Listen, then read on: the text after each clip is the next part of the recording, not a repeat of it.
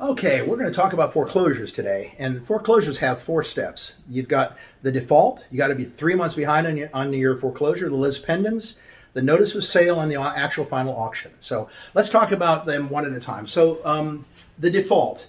The default is that you have to be behind on your mortgage payment by 3 months in order for the bank to consider you to be in default. They will not talk to you about a short sale or deed in lieu or anything else unless you are at least 3 months behind on your mortgage payment. So in order to be in default, you have to be 3 months behind. Lis pendens. A lis pendens is a notification to everybody in the world that they're going to foreclose on you. If you have a lis pendens filed against you, they're putting you on notice of saying they're going to foreclose on you. At some point, they're going to foreclose on you. So that's what a lis pendens is. It goes to the county courthouse. It's actually public record, and everybody in the world, including everybody that has financed you, will know that you're on default. Third, notice of sale. Once the notice of sale occurs, the clock is ticking. You now are on the clock, and between 30 to 45 days is when they're probably going to put you on. They're going to sell your house at the auction. That's when you really have to do something. Now, will they put that back on hold if you do a short sale? Yes. Usually, almost 95% of the time, they will do a short sale in lieu of foreclosing. They don't want to foreclose. It costs them between $40,000 and $50,000 to foreclose on someone, so they do not want to foreclose on you.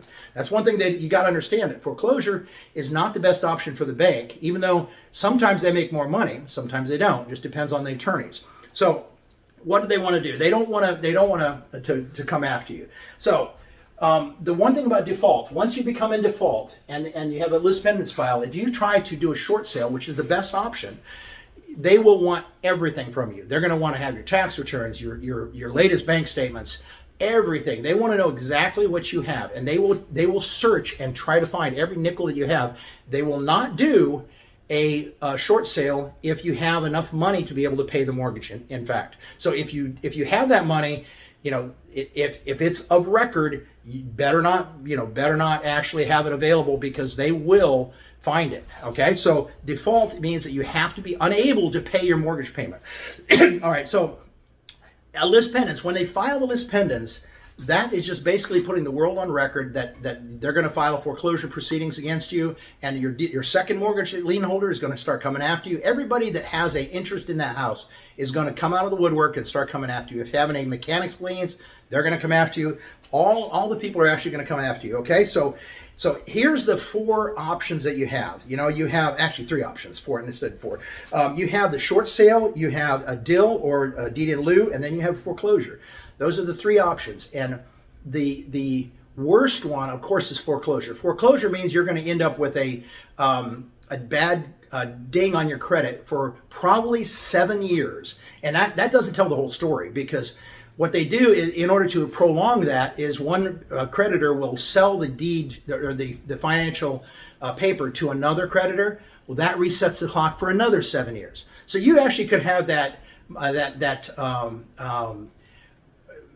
mortgage actually hanging over your head for years to come, 7, 8, 10, 12, unless you file bankruptcy. And the reason I know all of these things intimately is because I had to do it in 2012. In 2012, I ended up having to file bankruptcy. My business went down. My income was shot because of real estate. In Hernando County, we were right at the eye of the storm. Our market dropped by more than 51%. So we really were devastated. So anyway, the foreclosure is the absolute worst. Deed in lieu is still bad. The foreclosure is 2%. You don't want to do that if you at all can help it. Deed in lieu, 8 to 10%. If you have to do it, it's a shorter way of getting rid of. If somebody, let's say the couple is splitting up, they're going their different ways, and they're just leaving the house. You might do a deed in lieu in order to make it immediate and get rid of it. But in this market, there's no reason really to do that, because we can get your house sold. We're the Rose team. We can get your house sold in 30 to 45 days. That's all a deed in lieu will do, is just get rid of the house immediately. So a deed in lieu and short sale is the absolute best. It gives you about a 2-year ding on your credit, roughly. And again, these are all just guesstimates, but roughly 2 years ding on your credit, and the credit will be dinged for a couple years, but then you can rebuild it right away.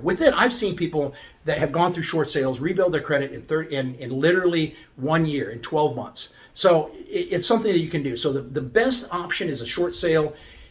Second worst is deed in lieu, and absolute worst foreclosure is the worst, and you don't want to do that. I'm telling you, in this market, with the houses moving like they are, short sale it at the worst. Let's say you haven't paid a payment in 18 to 24 months. They're going to tack that on top of your short sale, and they're going to tack $40,000 of attorney's fees. So you may end up with a $350,000 house that you owed $300 on that is now owed almost $400,000, because they're going to tack everything they can on top of that. And so if you can't sell it for $400,000, it's a $350,000 house, do a short sale. We sell it for $340,000. And in fact, you might end up selling for $350,000. If you sell it for more than what the bank is owed, you make the money. If you don't, then the bank will take the hit.